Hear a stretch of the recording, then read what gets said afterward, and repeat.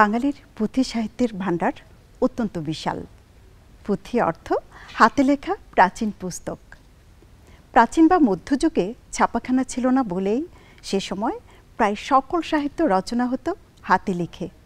এর ফলে মধ্যযুগের সকল সাহিত্যকেই বলা হয় পুঁথি সাহিত্য। পুঁথি সাহিত্যের প্রাচীনতম লেখক হিসেবে সর্বপ্রথম আমাদের চোখে পড়ে ফকির গরিবুল্লাহর নাম। ইতিহাসের পাতায় অধিকাংশ পুঁথি পাওয়া যায় পয়ার এবং ত্রিপদী ছন্দে। বাংলা, আরবি, উর্দু, ফার্সি এবং হিন্দি ভাষার মিশ্রণে রচিত হলেও পুঁথির ভাষা অত্যন্ত সহজ এবং অলঙ্কার বর্জিত। তাই অতি সাধারণ মানুষও খুব সহজেই অনুধাবন করতে পারেন পুঁথির মর্মার্থ। ইতিহাস ঐতিহ্যের পাশাপাশি সমসাময়িক ঘটনা নিয়েও তাৎক্ষণিক পুঁথি রচনা করার ক্ষমতা রাখেন শায়ের কিংবা পুঁথিকাররা। আজ থেকে প্রায় 25-30 বছর আগেও বাংলার গ্রামগঞ্জে, হাটে ঘাটে, মাঠে, কৃষকের আঙিনায় কিংবা বটের ছায়ায় জমে উঠত পুঁথি পাঠের আসর। জাত, ধর্ম, ছোট বড়, নারী পুরুষ নির্বিশেষে অবসরে সকলেই মগ্ন হতেন দরদী কণ্ঠে পুঁথির সুরে। হৃদয় বিদারক কোনো ঘটনায় কেউ কেউ আবার কেঁদেও বুক ভাসাতেন। কিন্তু কালের বিবর্তনে এখন আর চোখে পড়ে না প্রাচীন ঐতিহ্যবাহী এবং বাঙালির প্রাণের সম্পদ এই পুঁথি সাহিত্য। সুপ্রিয় সুধী, বাংলার বিলুপ্তপ্রায় লোকসংস্কৃতি নিয়ে বাংলাদেশ টেলিভিশনের নিয়মিত অনুষ্ঠান পুঁথি পাঠে আমন্ত্রণ জানাচ্ছি আমি সৈয়দা আখি হক। বাঙালির প্রাণের উৎস থেকে রচিত পুঁথি সাহিত্যের বিশাল ভাণ্ডার এখন বিলুপ্তপ্রায়। তবে কালের চাকা ঘুরলেও আমাদের সম্মিলিত প্রচেষ্টাই পারে আগামী প্রজন্মের জন্য বিলুপ্তির হাত থেকে রক্ষা করতে পুঁথি সাহিত্যকে। আসুন আমরা পুঁথি সংগ্রহ করি, অবসরে পুঁথি পাঠের সঙ্গে থাকি। প্রিয় দর্শক, আজ আমরা শুনব সোনা ভানের পুঁথি। জানতে চান কে এই সোনা ভান? পুঁথিশাস্ত্রে উল্লেখযোগ্য একটি নাম সোনা ভান।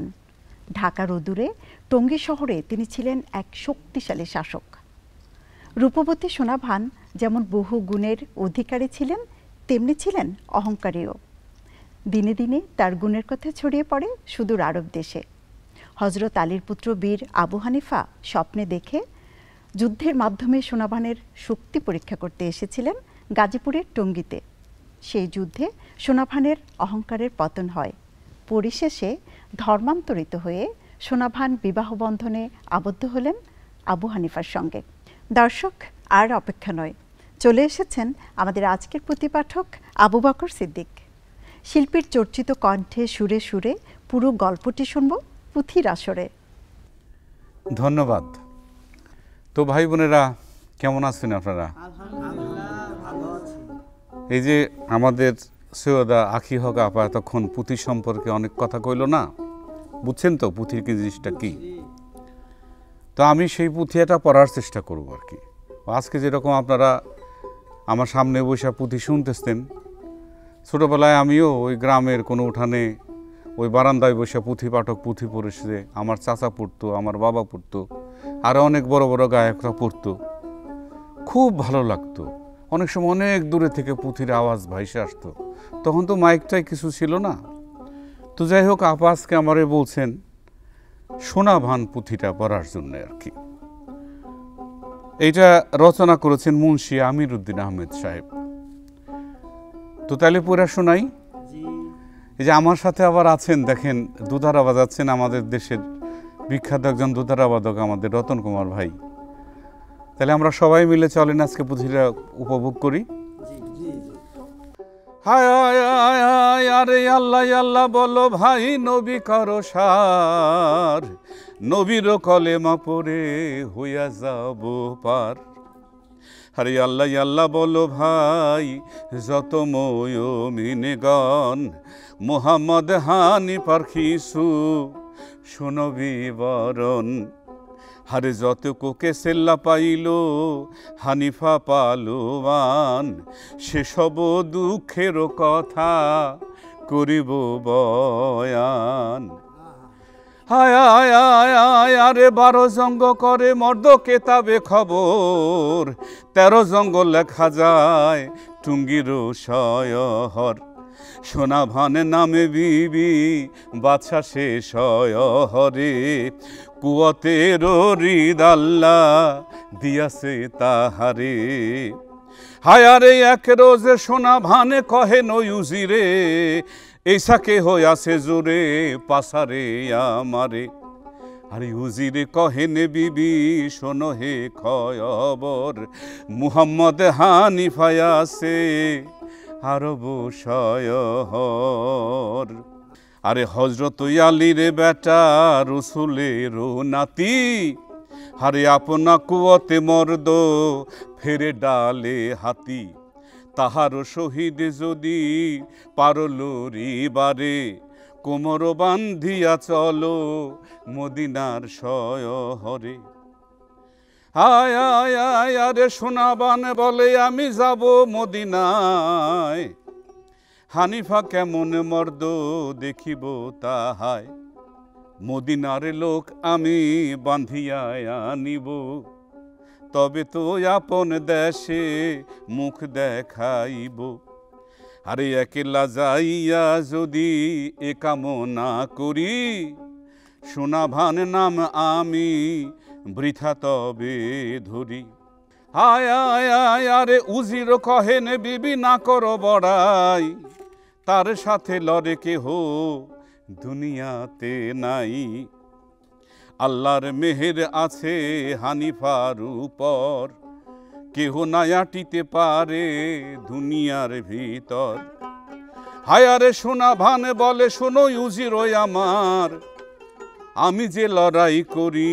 মোর দেবতার আরে ঠাকুরের জোরে আমি করি এত জোর নহেতে লড়াই লড়ি সাধ্য কি বা মোর হায়ারে এ কথা শুনিয়া আল্লাহ হইল বেজার কার খাও কার গাও বড় বিচার মানে যে মানুষ অহংকার করে না এটা একটু অহংকার করে ফেললো যে আমি অনেক শক্তিশালী আমার উপরে আর কেউ শক্তিশালী নাই তো সেই কারণে আল্লাহ একটু বেজার হইলেন আর কি এরপরে কি হলো ওদিকে ওই যে হানিফা সেই আরবে তার পালঙ্কে শুয়ে শুয়ে এই স্বপ্নে দেখে যে এরকম একটা শক্তিশালী বাদশা আছে টুঙ্গির শহরে তার সাথে নাকি কেউ শক্তিতে পারে না তো সেই জন্য তখন হানিফা কি করলো হায় আয় আয় আরে হানিফা স্বপ্ন দেখে পালঙ্কে শুইয়া টুঙ্গির শহরে যাও সেতাবি করিয়া সোনা ভানে নামে বিবি থাকে সে শয়হরে জোরেতে ধরিতে তুমি শাদি করো তারে জোরের বড়াই করে নাদানো আওরত আল্লাহকে না চিনে জানে আপনার বত খুয়াবে দেখিয়া যদি তুমি থাকো ঘরে বেজার হইবে আল্লাহ তোমার উপরে এইটা তখন আবু হানিফা স্বপ্নে দেখলেন স্বপ্নে দেখার পরে তখন তারও তো শক্তি আছে সে ইমাম হোসেনের হজরত আলীর বেটা রসুলের নাতি তাই না তাহলে তারও শক্তি আছে সেই স্বপ্নে দেখলো যে এরকম একজন শক্তিশালী আছে আর কি আবু হানিফা তখন স্বপ্নে দেখলো যে এরকম অবস্থা তখন সে মনে করলো যে সে যুদ্ধে যাবে তো যুদ্ধে যাওয়ার জন্যে তার ঘোড়া সাজাইতে হবে তার তরবারি সাজাইতে হবে সব কিছু সাজানোর জন্য তার যারা সাথী ছিল তাদের সবাইকে বলল বলার পরে তখন সবাই খুব করতে লাগলো না তুমি যাও না কোথায় যাবা সেখানে খুব শক্তিশালী হইলে তোমার মৃত্যু হইতে পারে তোমার অনেক ক্ষতি হইতে পারে তুমি যাও না কিন্তু তারপরেও সে কোনোভাবেই কথা শুনলো না সকালবেলা সে উঠে ঘোড়ায় চড়ে রওনা দিল টুঙ্গি শহরের দিকে তো এই যে টুঙ্গি শহরের দিকে যে গেল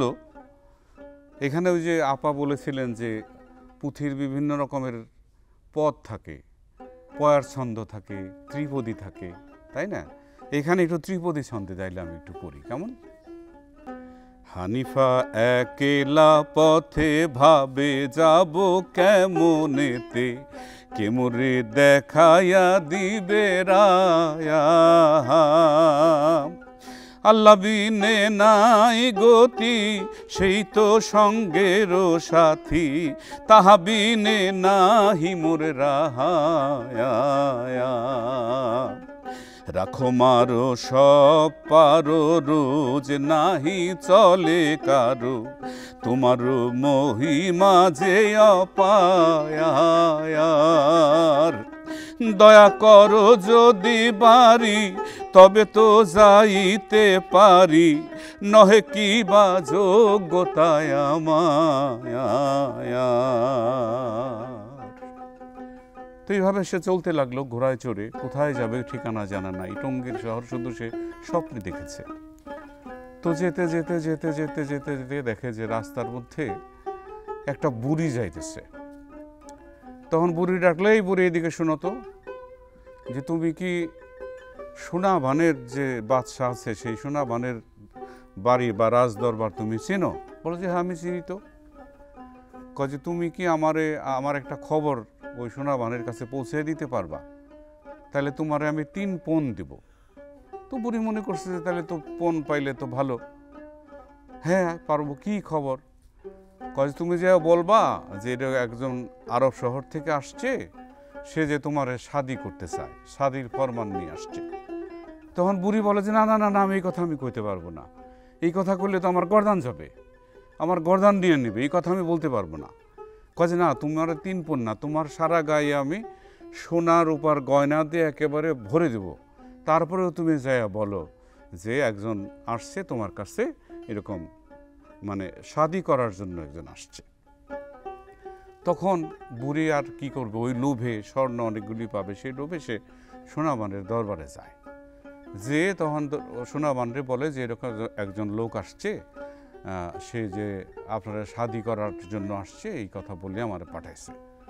তখন সোনাভান খুব রেগে যায় যে এমন কে আছে যে আমারে শাদি করার জন্য আসছে। তো তখন বুড়িরে ধরে সবাই মিলে খুব মারধর করেছে। মারধর করার পরে তখন তো বুড়ি খুব ওই রকম মার খেতে খেতে দৌড়িয়ে টৌড়িয়ে আবার সেই হানিফার কাছে গেছে, যে বলছে এরকম অবস্থা, হয় আমাকে তো মেরেছে, হ্যাঁ সে কোনোভাবেই শাদি করবে না, তুমি আমাকে মার খাওয়ালে এরকম। তখন হানিফা করলো কি, নিজেই যেতে লাগলো যে আমি একাই যাব, কোন জায়গায় তুমি রাস্তাটা দেখিয়ে দাও। পরে রাস্তা দেখিয়ে দেওয়ার পরে সে গেল, তো যাচ্ছে। তখন যেতে যেতে দেখে যে কয়েকজন মহিলা, মেয়ে মানুষ কলসি কাখে পানি নিয়ে যাচ্ছে আর কি। তো ওদের দেখছে, এই শোনো তো, তোমরা পানি নিয়ে কোথায় যাচ্ছ? তখন বলে যে আমরা যে সোনাভানের দাসী, আমরা সোনাভানের জন্য নদী থেকে পানি নিয়ে যাইতেছি। ও তাহলে খুব ভালো হয়েছে, সোনাভানের এরকম। তো সে খুব রেগে আছে কিন্তু হানিফা, যে ওই যে মারছে বুড়িকে, সেই জন্য যে সোনাভানের কাছে আমাকে নিয়ে চলো, আমি তাকে দেখি সে কত শক্তিশালী। তখন ওরা একটু ঝগড়া করার চেষ্টা করছে, না তোমাকে আমরা নিয়ে যাব না। তখন তার যে কলসি বলসি যা ছিল সাথে সব একেবারে ভেঙে দিচ্ছে। ভেঙে দেওয়ার পরে তারপরে ওই সখীরা যে সোনাভানরে বলছে যে এরকম একজন লোক আসছে, সেই লোক এসে আমাদের তো কলসি ভেঙে দিয়েছে এবং সে খুব তোড়জোড় করছে যে ভিতরে ঢুকে আপনার সাথে যুদ্ধ করবে এবং আপনাকে শাদি করে নিয়ে যাবে। তো এই কথা শোনার পরে সোনাভান নিজেও তো খুব শক্তিশালী, সেও খুব রেগে গেছে যে দেখি তুমি তাকে নিয়ে আসো, দেখি কোথায় সে আছে। তো সে দৌড়িয়া সব ইয়েটে করে তখন সে ওই যুদ্ধংদেহী হয়ে সে বাইরে আসছে ওই পালনের সাথে যুদ্ধ করার জন্য। তো সোনাভান তখন একেবারে কোমর বেঁধে, সে হচ্ছে বরুণ রাজকন্যা, তার বাবাও খুব বড় রাজা ছিল, শক্তিশালী, একেবারে কোমর বেঁধে সে মাঠে যুদ্ধ করার জন্য নামলো। হায় আয় আয় আয় আরে বান্ধিয়া কোমর বিবি আইলো ময়দানেতে, হানিফা আসিল খারা পাইল দেখিতে, হানিফারে সোনাভান দেখিবারে পায়, 80 মন লোহার কড়া আছে তায়ার গায়, হারে 10 মন লোহার টোপ দিয়াছে মাথায়, 80 মন লোহার জেরা বাঁধিয়াছে গায়। হায় আরে সোনাভান বলে, শোনো বিদেশি সওয়ার, কোথা হইতে আইলে তুমি, কি নাম তোমার? পাহলওয়ান কহে বিবি নাহি চিনো তুমি, হানিফাই আমার নাম, হই তব স্বামী। আরে বিবি বলে নেরে তোর হইল শরম, কোন মুখে কথা কও কিসের ভরম। হানিফা কহেন মেরা শরমে কি করে, টিকিতে না পারি আমি দেখিয়া তোমারে। তোমারও প্রেমের বান বিধিল বুকেতে, কেন তুমি দেখা দিলে যে স্বপনেতে। আয় আয় আয় আরে মিনতি করিয়া পরে হইলেনি দয়া, মনে বুঝি দেখে কে হইস বেহায়া। সোনাবান বলেন রে কত জনা মায়া, আরে চাপরে ভাঙিব গাল শুন রে বেহায়া। হানিফা কহে শোনো বেহায়া আওরত, বেদায়েতে পেয়ে মুঝে করিলে হিম্মত। জবানে দেখিয়া বাত করবে বইতাল, নহে তো পজার মেরে খেচে দিব গাল। সোনাবান বলে তুমি যার করো ভয়, পালোয়ান কারে বলে শেখাবো তোমায়। আয়ারে হানিফা এ বাত শুনে কাঁপে থর থর, মরিল তুমি সাতার মুখের উপর। ঈশা জোরে চর মারে তাহারও মুখেতে, সামালিতে নারে বিবি পরে জমিনেতে। আয় আয় আয় আরে মরিবার মতো হইলে নাকেতে নিঃশ্বাস, দিল হইতে উঠে গেল বাঁচিবারও আশ। থোড়া ঘড়ি বাদে কিছু হুশ হইল তার, হানিফা ধরিয়া হাত তুলে ধীরে ধার। আরে কান্দিতে লাগিল বিবি হইয়া আকুল, তামাম জাহান দেখে সরিষারি ফুল। আয় আয় আয় আরে বিবি বলে এক চরে হইনু কাতর, আজ যে হানিফার গায়ে দেখি বড় জোর। থোড়া ঘড়ি বাদে বিবি উঠে সামালিয়া, কোমর বান্ধিল বিবি মজবুত করিয়া। গর্জিয়া বিবি যেন নাহি সরে স্বর, গুসা দেল হইয়া চলে হানিফার উপর। আয় আরে আসমান জমিন কাঁদে এ সাজুর করে, হাওয়াতে বিবি হানিফারে ধরে। হানিফা দেয়াল তারে ধরিল খেসিয়া, দুইজনে হুরাহুরি মস্ত হালো হইয়া। আয় আরে রাত দিন করে জঙ্গ নাহি কিছু খায়, এই রূপে 8 দিন গুজারিয়া যায়। কেহ কারে নাহি পারে সমানে সমান, হানিফারে কহে বিবি শোনো সোনা ভান। মিশা করে জঙ্গ দুইজনে কেন মরি, দোনো বারবার হবে কেহ কেহ যেন হারি। আয় আরে এই রূপে 8 দিন গুজারিয়া যায়, কেহ কারে নাহি পারে সমানে সমান। হানিফারে কহে বিবি শোনো সোনা ভান।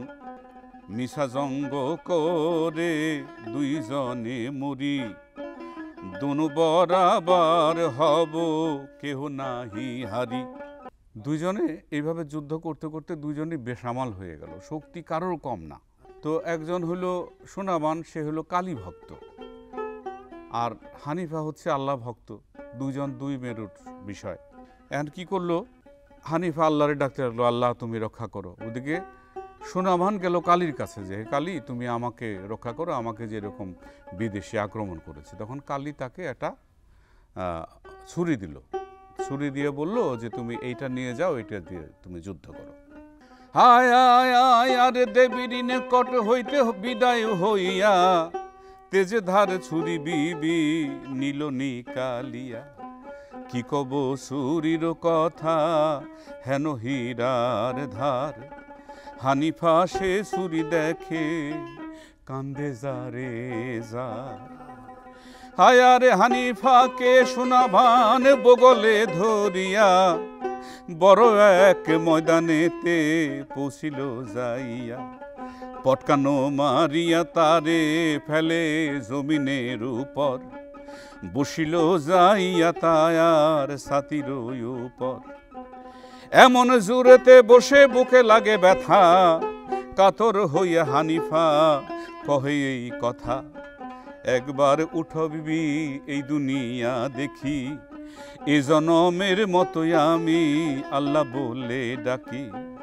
ইহা বলে পালোয়ান কান্দে যারে যার, বাপ মার সাথে দেখা না হইল আর।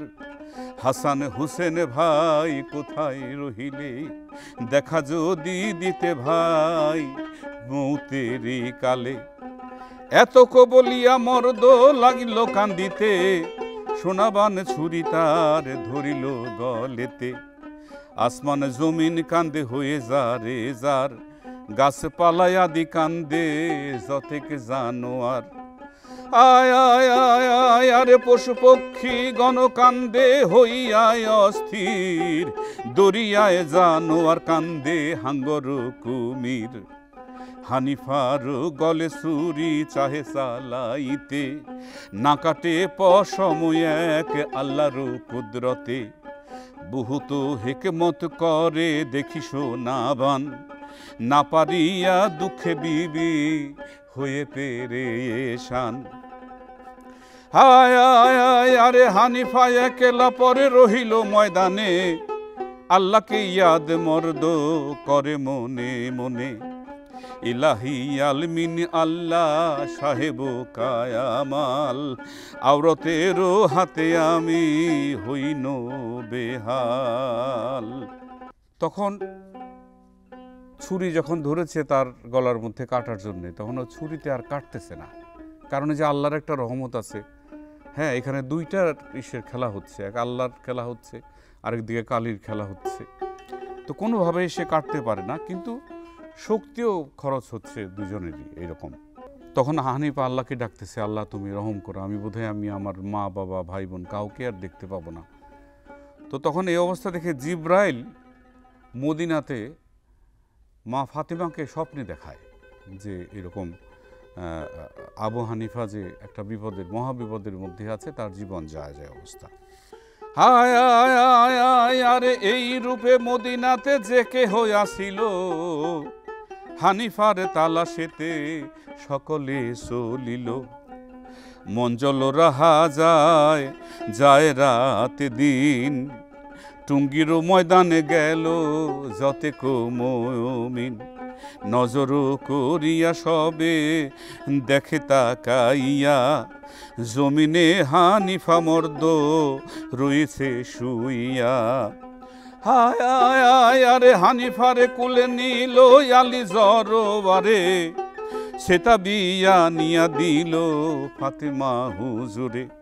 ফাতেমা দেখিয়া হাল করে হায় রে হায়, কে দিল এতেক দুঃখ ধরিয়া তোমায়। হাসানো হুসেন কান্দে বলে ভাই ভাই, কহিল এখন চলো মদিনাতে যাই।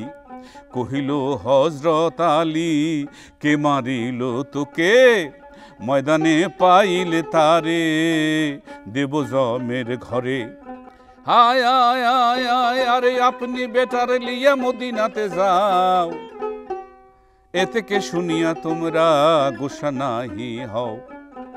কতদিন চলিল সবে রাহের উপর, আসিয়া উপছিল সবে মদিনার শহর। তখন মদিনাতে আবু হানিফাকে নিয়ে আবার এরা চলে গেল আর কি। হায় আরে মদিনাতে কতদিন গোজারিয়া যায়, মুহাম্মদ হানিফা মর্দ মায়ের আগে কয়, বিদায় দাও গো মাতা তুমি দেল খোশালিতে, টুঙ্গির শহরে যাই লড়াইও করিতে। মানে আবারও সে লড়াই করতে যাবে। হ্যাঁ, কারণ ওই যে সোনাবানের জন্য তার পরনের ভিতরে একটা মায়া তৈরি হয়েছে, ভালোবাসা তৈরি হয়েছে, তাকে দেখেছে সচক্ষে দেখে। তো তখন সে আবারও যাবে টঙ্গী শহরে, এই কথা তার মাকে বলছে। হায় আরে ফাতেমা কহেন বাবা খাও খানা পিনা, লড়াইয়ে যাইতে তুঝে কে করিবে মানা। খানা পিনা খেয়ে মর্দ তৈয়ারও হইল, ভাই বেরাদরের আগে বিদায় হইল। ঘোড়ারও উপরে মর্দ সওয়ারও হইয়া, আবারও মায়ের কাছে পৌঁছিল যাইয়া। হানিফার মায়ের আগে করিল সালাম, দোয়া করো নবীর বেটি পড়িয়া কালাম। বাহির হইল মর্দ হইয়া বিদায়, টুঙ্গির শহরে যায় চড়িয়া ঘোড়ায়। আবার টুঙ্গি শহরে সে ঘোড়ায় চড়ে রওনা দিল। যে সোনাভানের একেবারে দরবারের কাছাকাছি যায় খুব হাঁক ঢাক করতে পারবে যে আমি আবার আসছি যুদ্ধ করার জন্যে।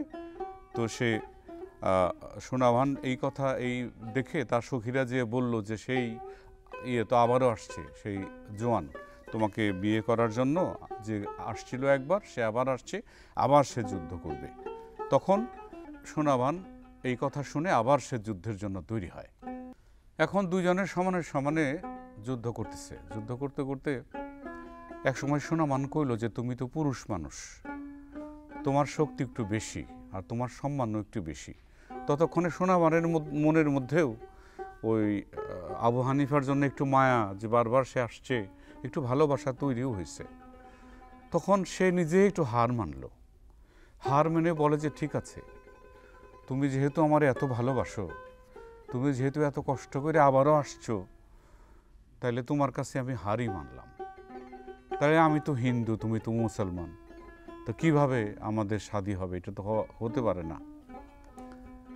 তখন আবু হানিফা বলে যে তাহলে তুমি কলেমা পড়ে মুসলমান হয়ে যাও, মুসলমান হইলেই তো আমরা শাদীটা করতে পারি, শাদী করে তোমাকে আমি আরবে নিয়ে যাব, আর এদিকে তোমার যে রাজত্ব আছে এটা রাজত্ব অন্য কেউ চালাবে, আমারও সেই মদিনাতে অনেক বড় রাজত্ব আছে।